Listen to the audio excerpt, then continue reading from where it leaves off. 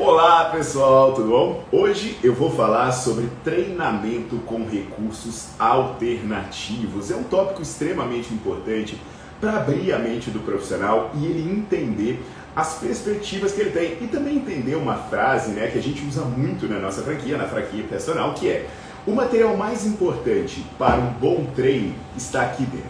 É o seu cérebro, é o seu conhecimento. Quanto mais conhecimento você tiver, menos você depende de recursos complexos. Essa aula, na verdade, ela é uma sequência da aula anterior em que eu falo o que é intensidade.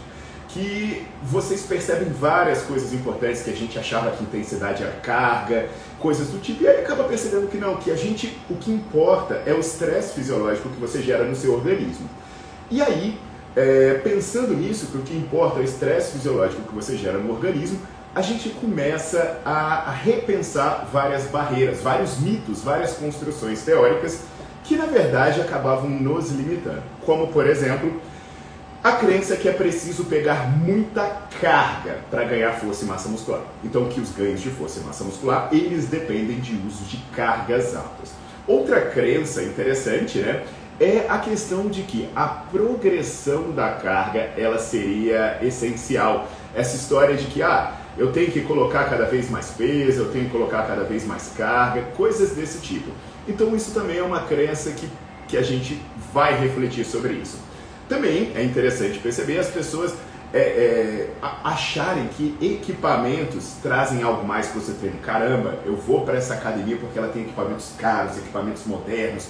Nossa, a máquina tal é melhor que a máquina tal. Isso daí é algo que a gente vai refletir. Outro ponto. É importante promover grandes variações de treino. Então, não dá, o treino vai ficar monótono, eu tenho que estar fazendo aparelhos diferentes todo o tempo para ter mais resultado.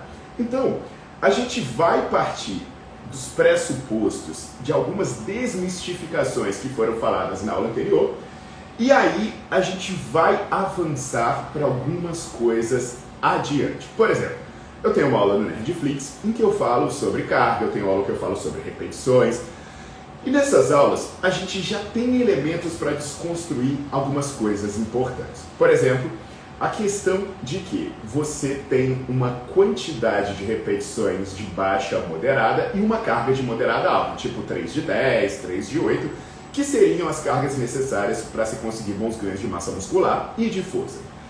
O que eu gosto de trazer como exemplo disso é um estudo do Faro, em que ele pegou homens que não eram treinados e botou os dois braços desses caras para fazerem treino com carga leve, com 40% da carga de um RM. É uma carga que antigamente se achava que não valia de nada. E aí, um desses braços colocou um garrote, fez a oclusão vascular. Eu também tenho aula no Nerdflix sobre oclusão vascular, mas isso não vem ao caso agora. Então o braço colocou a oclusão vascular e pegou os 40% da carga e fez até a fadiga. O outro braço não colocou oclusão vascular, então sem oclusão vascular, mas pegou os mesmos 40% da carga e fez o exercício até a fadiga. Então você pode estar se questionando, 40% da carga é uma carga que nunca se achou que daria alguma coisa, uma carga bem levinha. E aí pode se questionar, quantas repetições essa galera fez com 40% da carga e sem a oclusão vascular? Velho, a galera chegou perto das 150 repetições. 150 repetições com uma carga leve. Aí você vai dizer assim, 150 repetições com a carga leve? Paulo, quanto tempo durou essa série de rosca bíceps desses caras? A primeira série deles, durou 10 minutos. Imagina você pegar um cotonete e ficar 10 minutos fazendo exercício. Qualquer um que te olhasse ia falar, bem, isso aí não é força, isso não é massa muscular, isso aí, sei lá, é resistência, é teste de paciência. Mas nesse estudo, o braço que fez, os dois braços, o que fez com e que fez sem garrote, eles tiveram uma hipertrofia muito boa, uma hipertrofia similar dos dois lados, que foi na casa dos 11%. Aí eu olho e falo, mas como você me explica o fato de uma carga leve para o cara fazer 150 repetições, passar quase 10 minutos malhando o braço e ele tem hipertrofia? Simples. Você olha o gráfico de ativação eletromiográfico e você vê uma coisa bem interessante. Você vê que as curvas começam baixinho, que assim, você começa fazendo exercício com a carga leve, aí seu corpo olha e fala, para dar conta desse exercício aí eu preciso de meia dúzia de fibra. Só que à medida que suas fibras vão cansando, seu corpo fala, rapaz, eu vou precisar de uma a mais. Então, à medida que o tempo vai passando, as fibras vão cansando e seu corpo vai ter que ir chamando outras para ajudar. Então, quando você começa a se aproximar da fadiga, a quantidade o seu sinal eletromiográfico ele vai lá em cima, sugerindo que o seu corpo falou, bem, para dar conta disso agora eu vou ter que chamar todo mundo. E o que a gente sabe? Que quando você ativa uma grande quantidade de fibras, principalmente as fibras tipo 2, você ativa o eixo mTOR. E o eixo mTOR é o eixo que desencadeia a síntese proteica. Então parece que o seu corpo está cagando se você fez 1, 2, 3, 4, 5, 100 repetições. O seu corpo está cagando se você pegou 100 quilos, 50, 10 ou 1. O que o seu corpo se importa? Que você superou aquele limiar, aquela sobrecarga fisiológica, lembra do conceito da aula de intensidade, é importante assistir ela. Você causou a sobrecarga, independente da carga, você causou a sobrecarga que gera hipertrofia. E aí, o que os estudos mostram, né? Que é aquela falácia de dizer, mas você só consegue ativar todas as suas fibras se você pegar a carga alta. Isso é mentira. O Morton, por exemplo, ele pegou homens treinados, importante, né? Que às vezes a galera olha esse estudo e fala, mas ele é iniciante, deu certo porque é iniciante, por isso que carga leve resolveu. Pegou homens treinados e botou eles para fazerem repetições com 30% da carga ou 50%, 80% da carga. E aí eles fizeram com carga baixa ou carga alta e eles foram medir por atividade eletromiográfica, mas principalmente o que ele trouxe de diferente? Ele fez biópsias e quando ele fez biópsia, ele avaliou a depressão de glicogênio. Então assim, cara, não interessa quantas repetições você vai fazer não, velho. Você vai fazer até a fadiga, ou seja, independente da carga, a intensidade foi máxima. E ele percebeu que a depressão de glicogênio foi muito alta e foi similar, independente da carga ser alta e da carga ser baixa. E junto com essa grande depressão de glicogênio, eles também verificaram que aquelas enzimas da via mTOR, lembra da via mTOR que causa hipertrofia, né? Também tem a aula de hipertrofia e hiperplasia que fala sobre isso. Ele ativava as enzimas dessa cascata da hipertrofia. Então ele fala, velho, é o seguinte, carga alta ou carga baixa, se você fizer até a fadiga, a sobrecarga é alta. Você depleta glicogênio e você ativa as suas vias de síntese proteica. Então, se eu fizer isso no longo prazo, treinando até a fadiga com carga alta ou carga baixa, eu vou ganhar força e massa muscular? Vai! Então o Morton, ele também pegou homens treinados, o mesmo Morton que eu falei antes, pegou 49 homens treinados e metade deles treinava com 30 a 50% de um RM. A outra metade treinava com 75 a 90% de um RM. E todo mundo treinando até a fadiga. E o que ele verificou? Que os dois grupos ganhavam força e ganhavam massa muscular. É até bacana reforçar que nesse estudo ele fez biópsia para saber se, por exemplo, treinar com carga alta ou baixa promoveria hipertrofia seletiva, mais nas fibras tipo 1 para carga baixa ou mais nas fibras tipo 2 para carga alta. O que ele viu é não, todas as fibras crescem por igual, se você treinar com carga alta ou carga baixa, isso não muda. Então assim, treinar com carga alta ou baixa não interfere no seu resultado se a intensidade for equiparada. Então lembra? Independente da carga, se você foi até a fadiga, a sobrecarga foi alta e você vai ter ganhos de força e massa muscular. E o que esses estudos brevemente nos ensinam que vale para o que a gente vai falar sobre treinar fora da academia ou com recursos alternativos? Diz o seguinte, esquece carga. Esquece, Paulo, mas em casa eu tenho pouco peso, mas aqui eu não tenho carga. Esquece, não é a carga que vai determinar o seu resultado. Esquece repetição. Nossa, Paulo, mas eu fui fazer flexão e aí eu fiz 60. O estudo lá pegou 150. Esquece repetição. Nossa, Paulo, mas se eu for fazer agachamento com o peso do corpo, eu vou ficar 10 minutos fazendo agachamento até fadigar. Tá, mas se você fadigar, você gerou a sinalização. Então isso remonta ao que a gente falou na aula sobre o que é intensidade. Lembra? Intensidade não é carga. Intensidade é o esforço que você emprega. Então a gente vai parar de pensar em quantas repetições, em quanta carga, e a gente vai pensar em como. E o que é como? É intenso.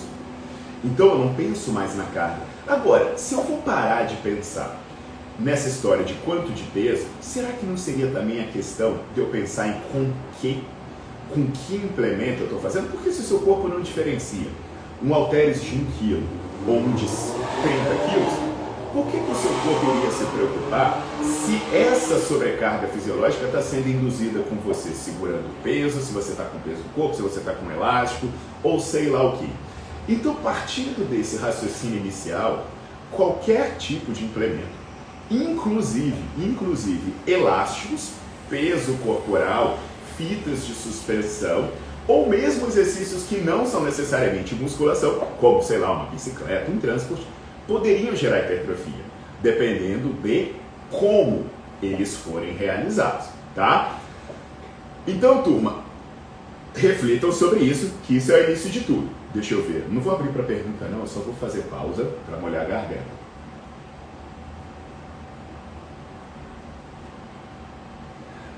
Acho que eu preciso fazer isso mais vezes. Aproveita. Ixi, mãe. Opa. Solução é fogo, né? Aproveita e chama a galera para assistir a aula, porque além de libertar a cabeça de vocês sobre que você vai poder treinar em qualquer lugar, enriquecer o cérebro para passar um bom treino, vai ser uma vez que vocês vão ver um dos maiores pesquisadores do mundo dando aula tomando um uísque. Então, galera, entendido isso?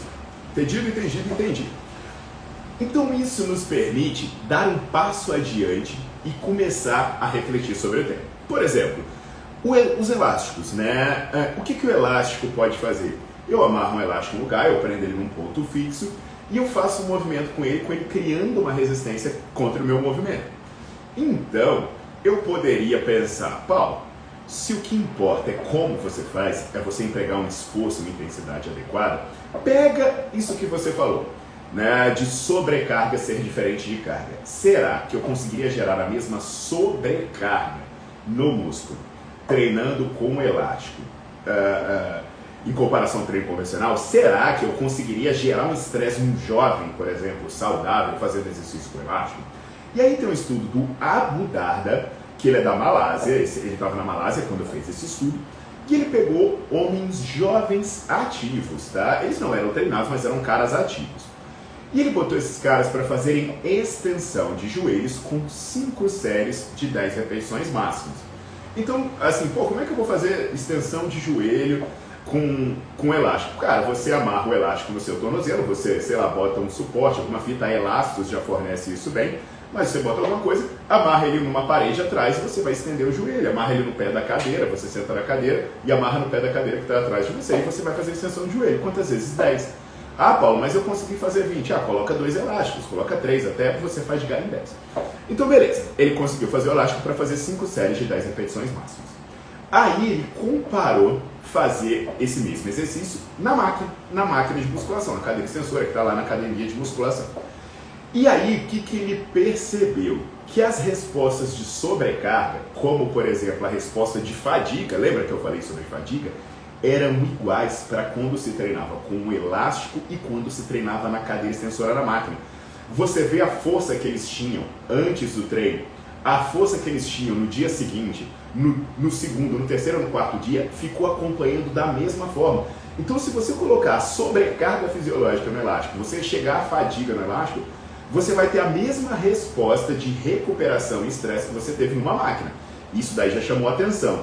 Ah, Paulo, mas eu não vou gerar microlesão, né, que é o marcador de sobrecarga mecânica, é o marcador de estresse mecânico da fibra. Eu vou gerar com elástico, eu vou chegar a gerar alguma sobrecarga mecânica? Ah, vai, velho. Aí você vê o CK, os níveis de CK, que são os marcadores de microlesão no músculo.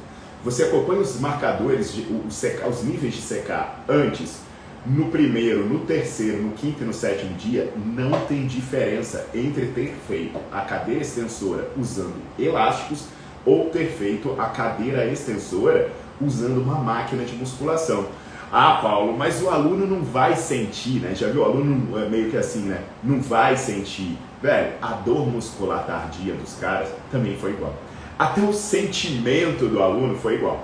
Então, assim, deu tudo igual, sabe? Aí o pai fala, ué, mas então quer dizer que aquilo que você falou no começo, de gerar fadiga, né, na aula sobre intensidade, eu posso reproduzir da mesma forma, usando um elástico, usando uma máquina de musculação. Pode.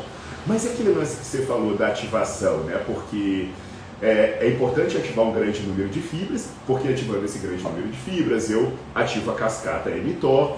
E aí, tem evidência consistente? Olha, eu vou pegar o mesmo Abu Darda, ele parece que nesse estudo agora é o mesmo cara, mas ele já publicou a partir do Canadá, e aí ele tem uma meta-análise. Olha que coisa linda, é uma meta-análise comparando a atividade eletromiográfica nos exercícios de elástico e nos exercícios isoinerciais. O primeiro dado extremamente relevante dessa meta-análise são os motores primários. Beleza, eu fiz o exercício pensando, sei lá, eu amarrei o elástico para fazer supino. Será que isso me daria a mesma coisa que segurar uma barra em termos de ativação do peitoral? E aí, essa parte da meta-análise tem 14 grupos. E sabe o que ele mostra? Que, no geral, não tem nenhuma diferença entre ativação de motor primário treinando com o elástico ou treinando na máquina. Olha que viagem isso. Os estudos, uma meta-análise mostra a ativação muscular de treinar com elástico e de treinar numa máquina, no equipamento tradicional, é a mesma. Ah, mas e os acessórios? Será então que o elástico sobrecarregaria mais ou menos os acessórios? Nada. Essa parte da meta-análise envolve 7 grupos e o resultado mostra que a ativação não é diferente entre fazer o exercício no isoinercial ou fazer o exercício com elástico. Inclusive, eles vão além. Eles botam até a ativação dos antagonistas. Então, por exemplo, eu estou fazendo aqui, sei lá, um exercício de tríceps. A ativação do bíceps, ela é similar. Se você estiver fazendo a coativação, no caso do antagonista, é similar se você estiver fazendo o exercício na máquina ou estiver fazendo no elástico. Até a ativação dos estabilizadores. Tem 13 grupos nessa meta-análise para os estabilizadores. E sabe o que ela mostra? Não tem diferença. Então, olha que coisa maluca. Se eu usar elástico, eu vou conseguir a mesma fadiga, a mesma quantidade de microlesões, a mesma ativação muscular. Então, por que diabos não se pensa mais em usar elástico? Por que a pessoa acha que é obrigada, ao invés de contratar um bom personal para treinar em casa, treinar garagem, a pessoa diz, eu odeio academia. Quando você chega e fala para a pessoa, por que você não faz musculação? Ela diz, eu odeio academia. Ou então ela diz, não tenho tempo, não tenho saco, eu não gosto. Quem disse que musculação precisa ser numa academia? Sabe? Por que você não faz na sua casa? Por que você não faz na sua garagem, no seu quintal? O Wagner Martins, que é um grande amigo, um professor da UNB, ele tem uma revisão sistemática e meta-análise sobre o treinamento com elástico em idosos. Porque os idosos, por exemplo, idosos de comunidade carente, até pelo próprio preconceito que o idoso tem à musculação, ele de repente não se vê nos equipamentos e essas coisas. E aí o que ele tem? Ele tem uma meta-análise com 11 estudos. E o que eles falam? Cara, ganha força, ganha funcionalidade. Isso é muito bom, isso é muito prático. Porque imagina, musculação não é pra mim. E esse elástico, vovó? Esse elástico é. Deixa ela acreditar que o elástico não é musculação. Inclusive, o meu aluno de doutorado, Daniel Souza, o meu braço direito aí nas pesquisas, atualmente, ele tem um estudo muito bacana, que a gente fez inclusive com a parceria do Wagner Martins, que eu falei antes. O que aconteceu? Tinha um grupo de idosas ativas, não eram idosas frágeis, e aí, durante 14 semanas, o Daniel dividiu essas idosas em um grupo que fazia musculação e um grupo que treinava com elástico. E a proposta era um treino de dose mínima. O que é um treino de dose mínima? Supino, puxada e agachamento. Olha que coisa maravilhosa. Eu peço para a vovó ir 2 vezes por semana. Não é uma mulher frágil, é uma mulher ativa. Eu peço para ela ir 2 vezes por semana e ela fazer supino, puxada e agachamento. Ué, Paulo, como é que é o agachamento com elástico? Tem uma barrinha em que você prende a barra nas pontas e a outra extremidade, prende o elástico nas pontas e a outra extremidade bota embaixo da sola do pé da pessoa. Então ela cria sobrecarga para o agachamento. Essas mulheres faziam dose mínima tanto na quantidade de exercício, que só eram 3, quanto na quantidade de séries. Eram 2 séries. Elas tinham que se manter entre 10 a 14 repetições. Mas o que a gente falava? Olha, ou você fadiga, ou você trabalha a 8 na escala de 0 a 10, ou você fadiga, ou você trabalha na escala 8, pelo menos. Se a mulher passasse de 14, ou se ela dissesse, hoje foi 7, a gente ia lá e colocava um elástico mais pesado, colocava um elástico a mais, colocava mais peso quando era o equipamento tradicional. Então, pessoal, o que a gente fez? O mesmo exercício. No tradicional ela vai lá e faz supino. O que faz no elástico? Prende o elástico lá atrás, uma barra, e ela faz supino com o elástico. No tradicional a gente tem a puxada, a gente tem a remada. O que a gente faz no elástico? Prende o elástico na frente e a pessoa puxa. No agachamento eu já expliquei como seria. E aí, o que a gente avaliou? O que é importante para o idoso? Ter função. Teste de sentar e levantar, teste de flexão de cotovelo, teste de levantar e melhorou igual para quem fez com elástico e para quem fez usando a máquina tradicional. Aí alguém olha e fala, ah, Paulo, mas tudo bem, mas o negócio aí, jovem não vai rolar. Jovem não vai rolar porque, apesar que eu já falei, né, de estudos de ativação e estresse com jovem. Tá bom, então vamos pensar o seguinte, por que eu conseguiria em qualquer um, e por que no jovem não funcionaria? Se eu vou fazer, ele faz de gato. O Colado, ele tem um estudo com 42 mulheres jovens e fisicamente aptas, eram pessoas fisicamente aptas, dividiu em 3 grupos. O grupo que não faz nada, o grupo que treina com o elástico e o grupo que faz a musculação tradicional. O treino envolvia periodização, que mudava a frequência de treino, e aí ele mudava pela percepção subjetiva de esforço. Então, assim, nas primeiras semanas ela tinha que estar entre 0 a 10, tem que estar em pelo menos 7.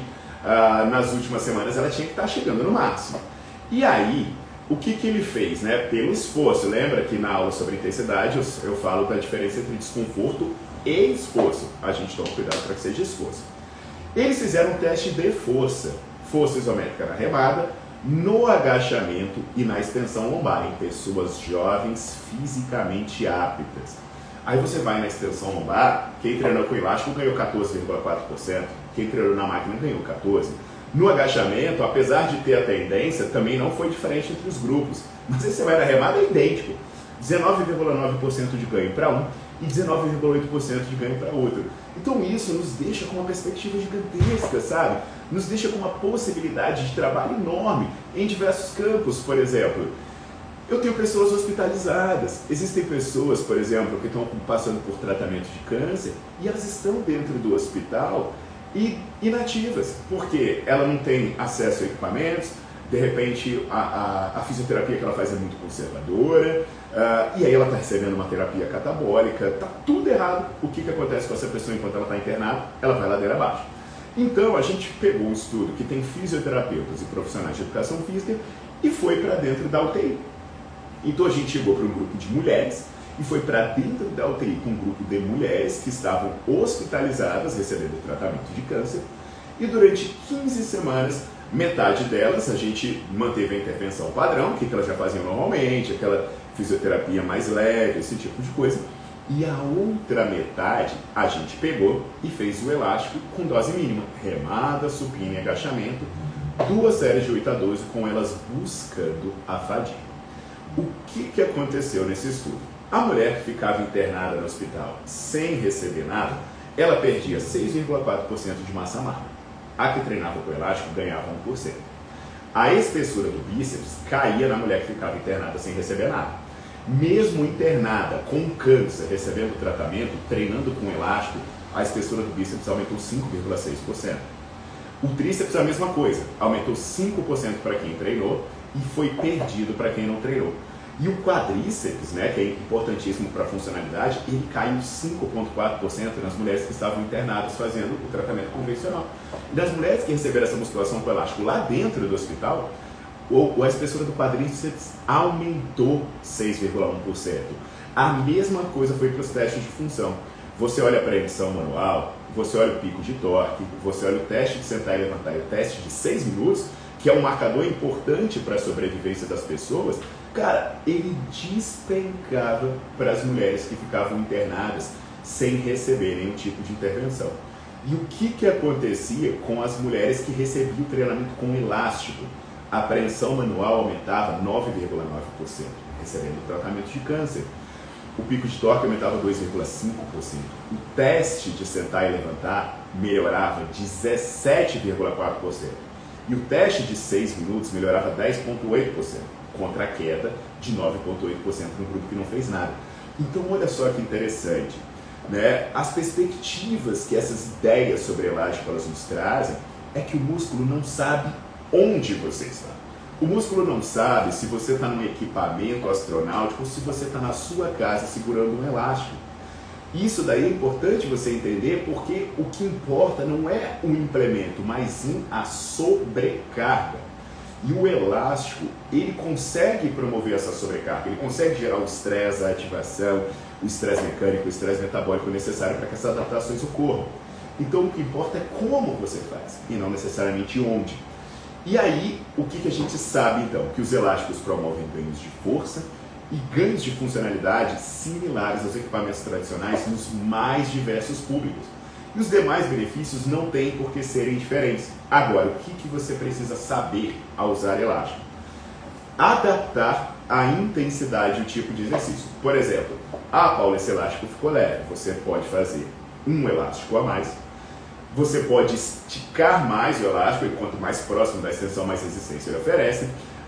Você pode usar, por exemplo, equipamentos. Na franquia personal, por exemplo, a gente tem um convênio com a Elastos, que eu recomendo que vocês procurem. Ela é ótima, porque ela tem até marcadores para você medir a tensão, quantos quilos aquele elástico está equivalendo. Ele te dá uma estimativa, olha, se você esticar esse elástico dessa cor até 50%, são tantos quilos, até 100% são tantos quilos. Então, se você precisar ter uma noção de como o seu aluno está evoluindo, você até tem condição de fazer isso com elástico. Mas, independente de qualquer coisa, o importante é chegar até a fadiga. É treinar em intensidade de esforço alta. E quando você faz isso em intensidade de esforço alta, você gera a sobrecarga que você precisa para ter todos os resultados que você busca. Então, olha só que coisa maravilhosa, pessoal. Perceba que lindo. Eu consigo começar a me desprender dos equipamentos tradicionais e eu passo a ser a minha academia, ou melhor, o meu cérebro passa a ser minha academia, porque eu pego uma mochila, eu pego uma sacola, eu boto meia dúzia de elásticos lá dentro, com conhecimento de biomecânica, de coisas do tipo, eu treino qualquer pessoa em qualquer lugar. Então, vamos pensar nisso aí. Deixa eu abrir aqui para ver se vocês têm alguma dúvida até agora, e aí eu dou mais um gole na minha bebida da energia. Tranquilo aí, meus queridos? Tudo ok? Alguma pergunta até agora? Lembrando, pessoal, que dá tempo, tá? De vocês clicarem no aviãozinho e chamarem os seus conhecidos, tá? Até porque, até dou outro recado importante, essas aulas aqui, elas fazem parte da Maratona do Conhecimento, que são aulas em que a gente vai falar sobre vários temas da musculação levada a sério, vários temas para ajudar as pessoas a terem mais resultado, né? Sair daquele senso comum. Agora, para vocês terem um certificado e terem acesso às aulas anteriores, o que vocês fazem? Vocês entram no link que está no meu perfil e lá no link que está no meu perfil, vocês vão se inscrever, entrar no grupo de WhatsApp. E é importante falar que esse grupo de WhatsApp, ele vai dar um acesso também ao Master Certification, que é um certificado de 90 horas, tá? É um certificado de 90 horas com um dos meus melhores treinamentos sobre hipertrofia, sobre emagrecimento e por aí vai. Eu estou anotando as perguntas de vocês aqui, enquanto vocês vão escrevendo e vão chamando as pessoas. O nome da empresa é Elastos. Calistênico, eu vou falar já sobre você, pode deixar.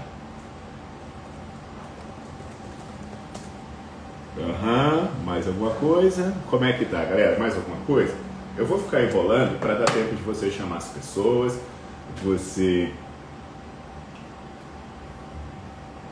para de pedir dica, né? Pelo amor de Deus, de sacanagem. Isso aí, qualquer faixa etária.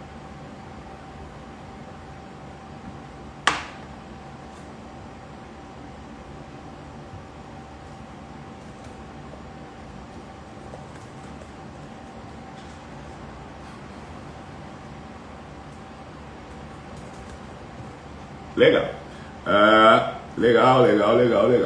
Então, maravilha, pessoal. Então, lembra, tá? Entra no grupo de WhatsApp para vocês entrarem para receberem do Master Certification, que a gente vai dar um brinde bem especial. Galera, eu vou falar agora sobre calistenia. Mas antes de falar sobre calistenia, eu vou atender algumas dúvidas de vocês. Então, chama os seus amigos aí, que eu ainda tenho meia dose para matar. Meia dose não, né? Meio copo. O selfie. Selfie. Selfie assim, ó.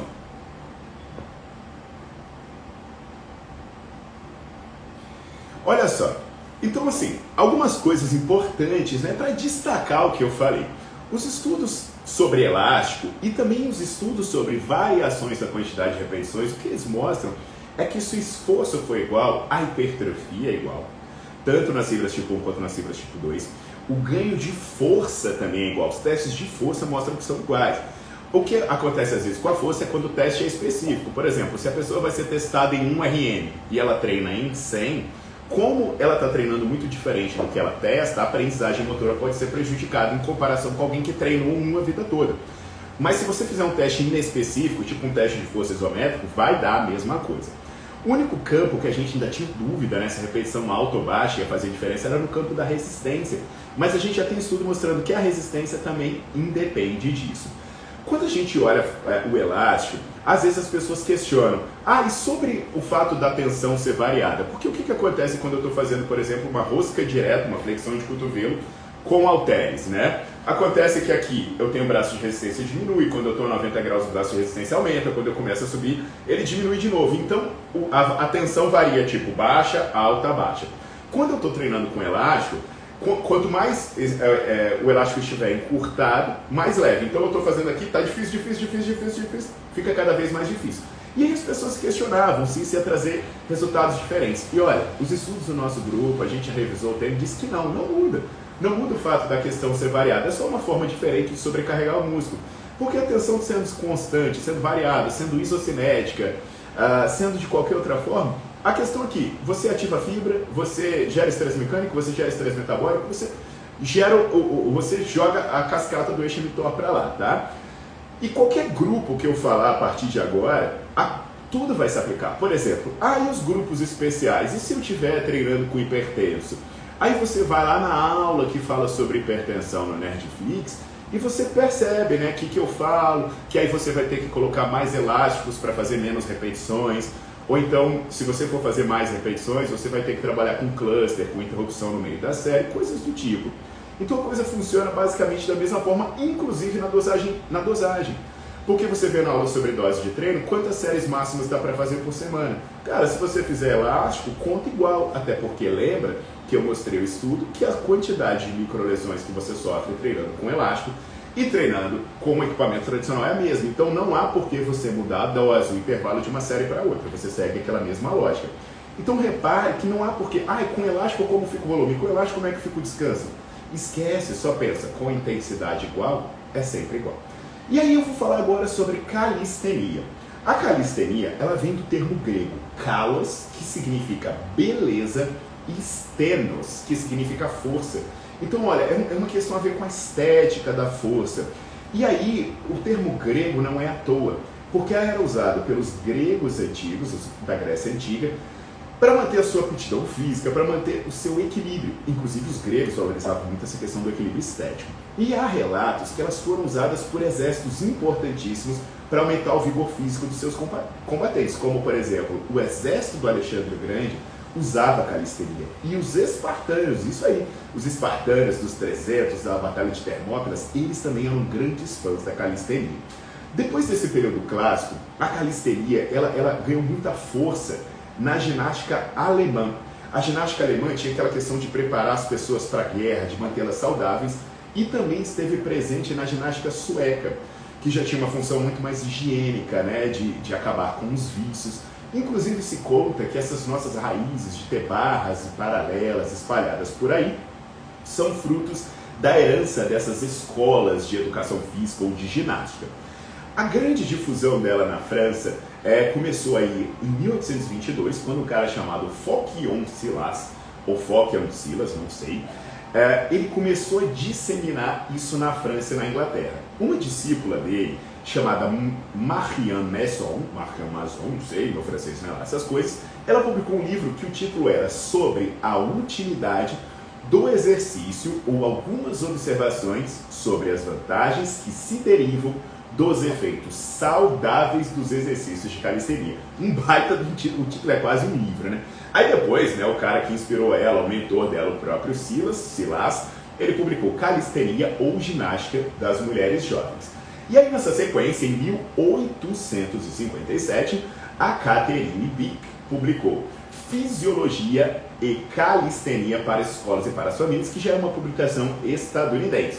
E assim, poxa Paulo, então o negócio é antigo, né? Tava lá o Leônidas, usava nas suas lutas, Alexandre o Grande usava.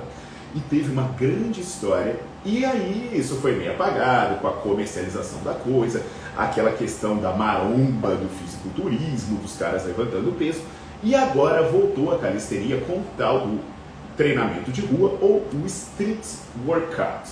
E as evidências científicas sobre calistenia ou exercícios com peso corporal elas são muito boas. Por exemplo, existe uma doença chamada esteatose hepática, né? Até eu tenho uma aula sobre esteatose hepática no Netflix, eu recomendo muito ver, que a galera não dá muita bola para esteatose hepática, mas 20% dos brasileiros têm acúmulo de excessivo de gordura no fígado. E só existem 2 remédios para você curar isso aí, que é o principal causador de transplante e coisas do tipo. Os únicos 2 remédios para calistenia são exercício e dieta. E entre o exercício, se a gente está falando que o que importa do exercício é como você faz e não aonde você faz, tem estudos muito bacanas sobre treinamento simples com peso do corpo. Tem um estudo do Takahashi, são 2 estudos do Takahashi que eles duraram 6 meses. Eles pegaram pacientes com esteatose hepática e 3 vezes por semana eles tinham que fazer agachamento e flexão com peso do corpo. Olha que coisa maravilhosa. Olha, eu vou te dar um remédio para tratar sua gordura no fígado. Qual é? Segunda, quarta, sexta, você vai lá e faz 3 séries de flexão e 3 séries de agachamento. Sabe o que ele descobriu? 6 meses fazendo flexão e agachamento, reduziu o score de esteatose hepática, reduziu os níveis de ALT, AST, marcadores de dano hepático, e ainda reduziu o ROMA, o índice de resistência à insulina. Isso daí chama muito a atenção, porque caramba, de repente eu estou atendendo uma pessoa e eu posso simplesmente mandar ela na casa dela, sentar e levantar de uma cadeira e fazer flexão. E aí, mais recentemente, o Ozaki, em um estudo de 2020, ele pegou 51 pessoas de meia idade idosos e 2 vezes por semana, durante 3 meses, essas pessoas fizeram exercício com o peso do corpo e alguns com complemento de elástico, pegando um pouco da ideia anterior. O que era com o peso do corpo? Agachamento, afundo, flexão, exercício de panturrilha e o famoso abdominal. O que era exercício com elástico? Remada, desenvolvimento e flexão de cotovelo.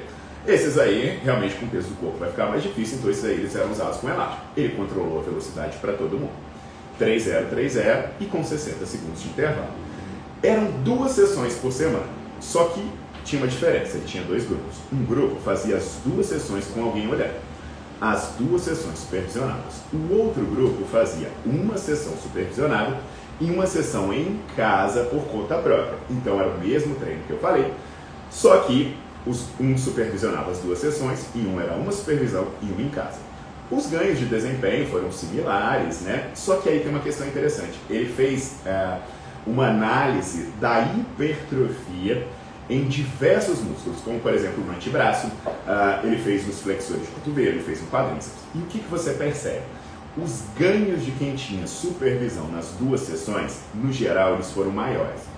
Especialmente no antebraço, nos flexores de cotovelo, na parte anterior da coxa e na parte posterior da coxa, os ganhos foram maiores para quem fez com 2 sessões supervisionadas. Teve alguns músculos para quem fez uma sozinha, uma supervisão, que não aumentou. Mas o que esse estudo chamou nossa atenção? Cara, eu consigo um bom treino 2 vezes por semana, fazendo a pessoa usar exercício com peso do corpo, exercício com elástico quando precisar. Aí você vê extensão de joelho, sentar e levantar, abdominais, caminhada, tudo melhorou. Tudo melhorou nos 2 grupos, você vê que os 2 grupos melhoraram, e aí até melhorou de maneira similar. Então a gente pensa assim, caramba, por que eu tô pensando na calistenia como um negócio excêntrico, né? Do cara que faz acrobacia para gravar vídeo no YouTube. Cara, porque a coisa era extremamente simples e agora até a própria calistenia está se tornando complexa, né? Está se tornando um esporte de exibição, o que é bacana. Mas isso também é treino, entende? Pô, você fazer agachamento sentando e levantando é calistenia. A boa e velha flexão é calistenia. Tem até um estudo do Kikuchi e do Nakazado, que ele pegou jovens treinados com experiência mínima de 1 ano de musculação. 1 ano de musculação. E aí o que ele fez? Ele pegou lá uma carga no supino, ele fez um teste de força no supino e pegou a carga de 40%. Aí ele falou, tá, um grupo vai treinar supino com 40% e o outro grupo vai fazer flexão. Mas como eu vou fazer flexão para dar esse mesmo peso, né? Aí ele fazia, se eu precisar colocar menos carga, se o cara for muito pesado, eu boto o joelho dele no chão.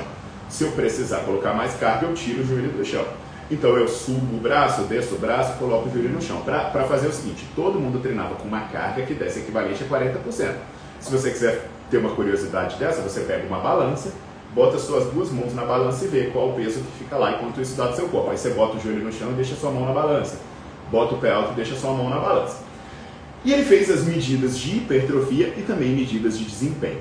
Quando você observa a mudança na força do supino, na força máxima no RM, cara, ela foi similar entre quem fez flexão e quem fez supino, com uma tendência de melhores resultados para quem fez supino. Na resistência, né, como o cara treinou com 40% do supino, aí eu faço um teste com 40% do supino, ele levou vantagem, provavelmente por causa da especificidade. Mas se você olhar a hipertrofia do peitoral, foi a mesma coisa em homens treinados que fizeram supino e flexão. Um cara com pelo menos 1 ano de experiência em musculação tem o mesmo resultado fazendo supino e flexão. Um cara com experiência de 1 ano de musculação fazendo supino e flexão, além de ter a mesma hipertrofia de peitoral, tem a mesma hipertrofia de tríceps. Olha só que coisa maravilhosa. Aí alguém olha e fala, Paulo, mas eu sou gigante, flexão para mim não dá. Eu vou precisar fazer muita flexão, para mim é muito fácil, eu não tenho saco, eu vou ter que fazer 100, 200. Independe, se fosse o caso, você poderia fazer 100, 200 e a gente viu que isso também ia ser hipertrofia. Lembra que eu mostrei isso do fato? Mas você tem outras estratégias. Lembra que eu falei do elástico? Sabe o que você pode fazer? Passa o elástico pelas suas costas e prende o elástico embaixo da sua mão. Quando você for fazer flexão, então, você passa o elástico para as suas costas e prende ele na sua mão. E aí você faz flexão. O que vai acontecer quando você estender o braço? O elástico estica e cria uma sobrecarga adicional. O que o Calatayud fez? Joaquim Calatayud de Valência fez?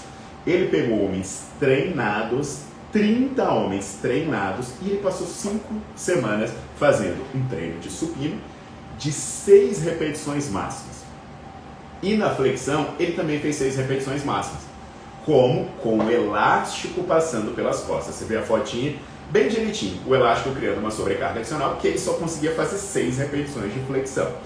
Ele percebeu no estudo agudo que a ativação muscular foi igual. Então eles produziam a mesma atividade eletromiográfica. Você olha a atividade eletromiográfica no peitoral, na porção média, aliás, a média de atividade no peitoral, a média de atividade no deltoide e o pico de atividade eletromiográfica, tanto no peitoral quanto no deltoide, eram as mesmas para fazer o exercício no supino ou fazer o exercício na flexão. Aí você vai para o teste de força. Quem fez o treino com flexão aumentou a força no supino em 21%. Quem treinou supino aumentou em 22%. Eu estou falando de homens treinados. Os ganhos de resistência também não foram diferentes entre os grupos. Então entenda que o seu corpo não sabe se você está apoiando a mão no chão ou você está segurando uma barra olímpica. Seu corpo não sabe se você está apoiando a mão no chão ou você está empurrando o equipamento da Hammer. Sabe? Seu corpo não sabe se você está no parque, está numa praça ou você está numa academia. Então, Paulo, mas flexão pode ser fácil? Cara, faz paralela. Mas mesmo assim, vamos falar só da flexão. A biomecânica te ajuda a tornar a flexão mais fácil e mais difícil. Por exemplo, tem um estudo do Weber que ele pegou jovens ativos, eram jovens fisicamente aptos, e ele fez análise cinética de vários tipos de flexão. Então ele botou esses caras para fazerem sempre na mesma velocidade, 2-0, 2-0, e aí ele comparou, por exemplo, você fazer a flexão com o pé alto, com o pé baixo, com a mão afastada do corpo, né? Então, por exemplo, a minha mão pode estar no ombro, eu posso botar a mão mais afastada do corpo, eu posso botar a mão mais próxima da cintura. Tudo isso vai mudar a carga. E a carga da flexão, obviamente, ela é em relação ao seu peso corporal.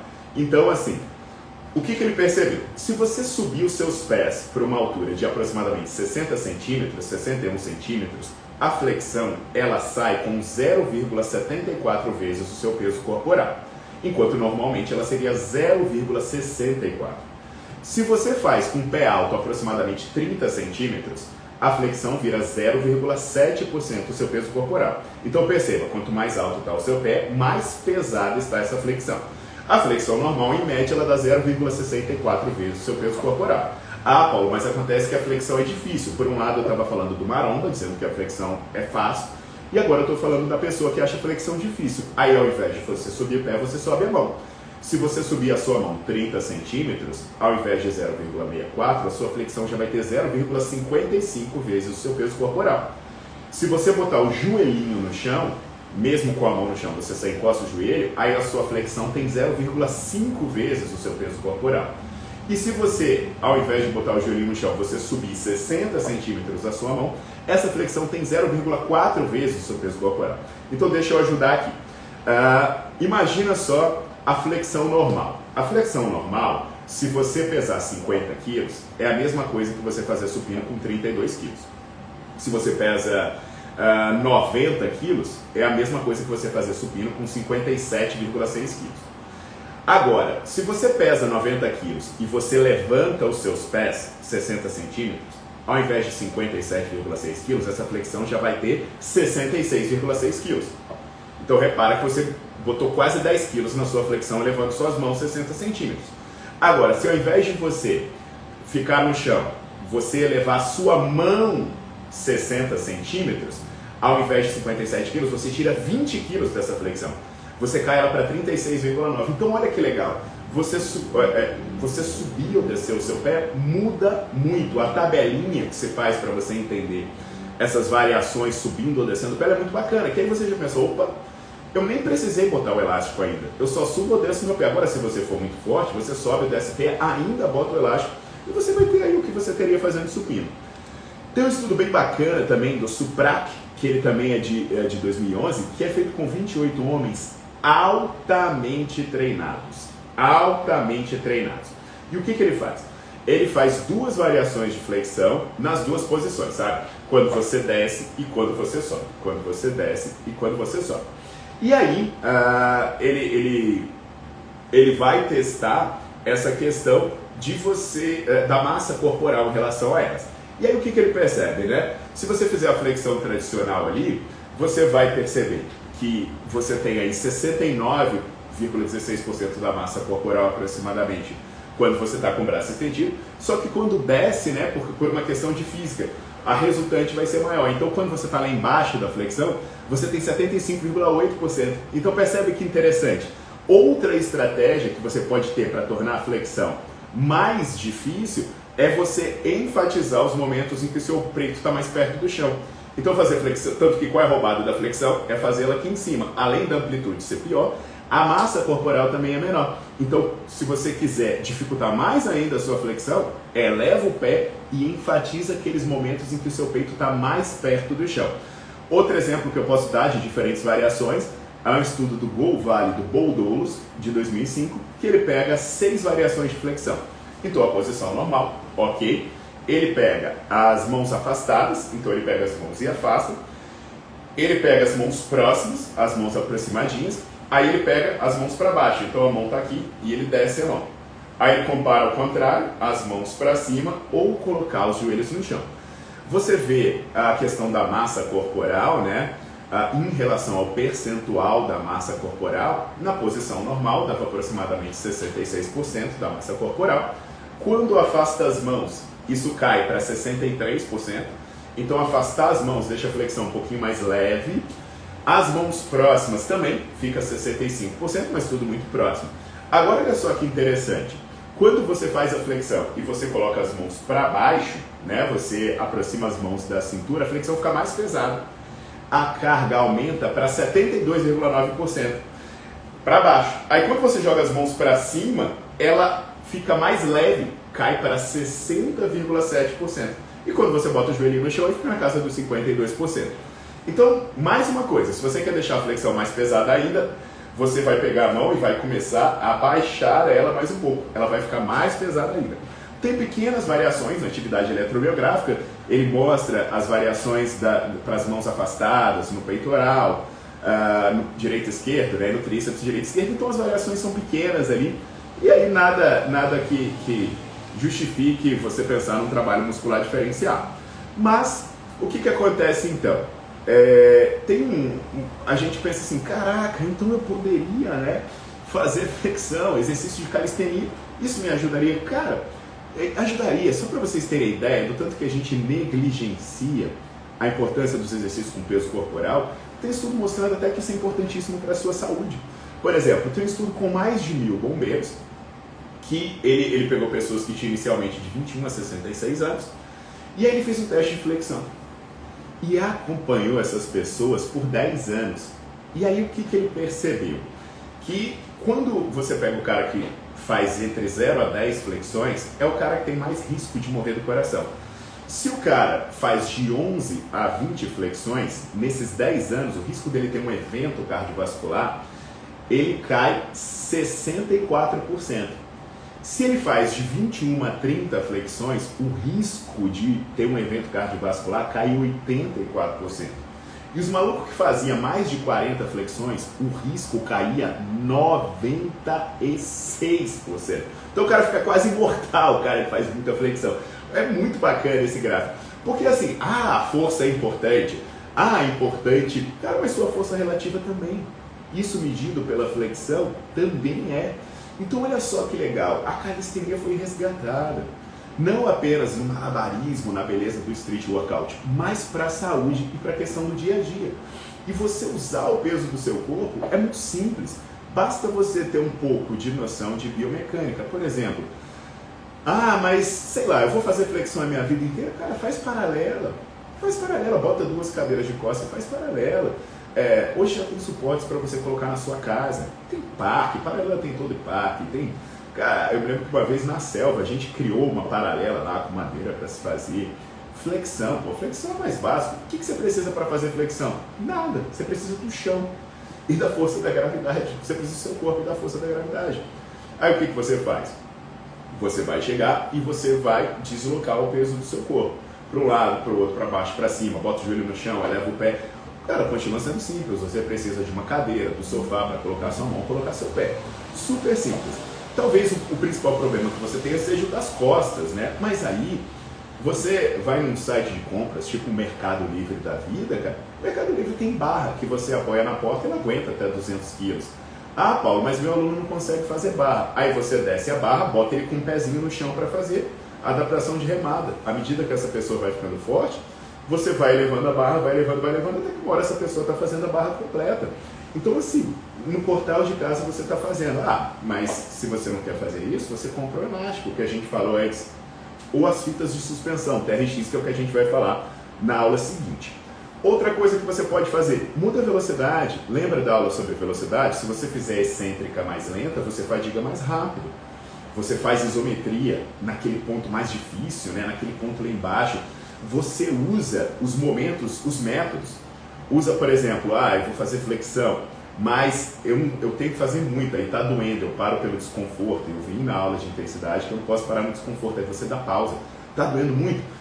Para, respira 3, 5 segundos e continua. Você quer intensificar, você faz pico de contração, então eu faço flexão 5 segundos no ponto mais difícil. Gente, eu estou falando flexão como exemplo mais óbvio, mas isso serve para agachamento. O agachamento é a mesma coisa. O que você vai fazer? Vai fazer isometria naquele ponto com a coxa paralela ao solo. Paulo, mas o agachamento ficou muito fácil. Não tem problema. Faz o agachamento com uma perna só, faz o afundo. O afundo ficou fácil, vai levando a perna de trás, ficou fácil. Você vai para uma escada do seu prédio e eleva a perna da frente, tira totalmente o apoio da perna de trás, fica com a perna de trás flutuando, né? Tem até o pistol que faz um crossfit, que aí a perna já faz para frente.